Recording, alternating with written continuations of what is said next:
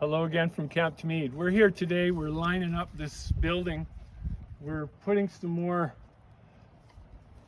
sheds in here. We've got one for our sawmill. We got that all done. There's a what do you call that? Time lapse. We have a time lapse that we did on the sawmill.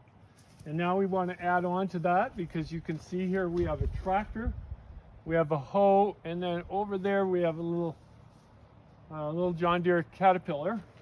So we want to have those underneath. So this is what we're doing now. But what we got to do, and we're thinking, how does this relate to our Bible teachings and how we study the Bible? Well, it's very simple, actually.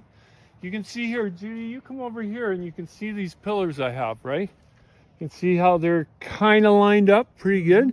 Well, we're going to get those perfect. I've got this string that's tied onto the two pillars of the sawmill shed, and I'm just going to run that right up to it, and we're going to take one pillar at a time and put it right against there. We'll do the other pillar and then this pillar, and then that'll line all of our pillars up. And if we talk about pillars as truth, we've got to line them up perfectly. There's no sense in taking a pillar out of somewhere that doesn't line up with a pillar out of somewhere else. So depending on what you're studying, if you're studying prophecy, you want to study the prophecies that are talking about the same thing. Line all those up.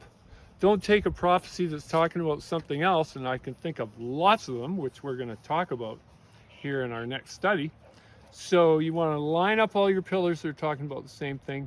And then what we're going to do is we're going to measure them to make sure they're the right distance in between, because you want the distance in between. So that's like when we're talking about something, you want to get everything in a row in its order so that when you're talking about it, you've already set the stage for what you're going to say about that next pillar of truth. So there we have, there's our teaching today, and everyday life, you can be relating what you're doing in your practical life to your spiritual life and gain a blessing. Goodbye for now from Camp to Mead. Okay. So I think you got to go that way. As soon as it touches, you watch it, Brian. As soon as it touches the concrete is where I stop. Yeah. You tell me, because it's too far away from me.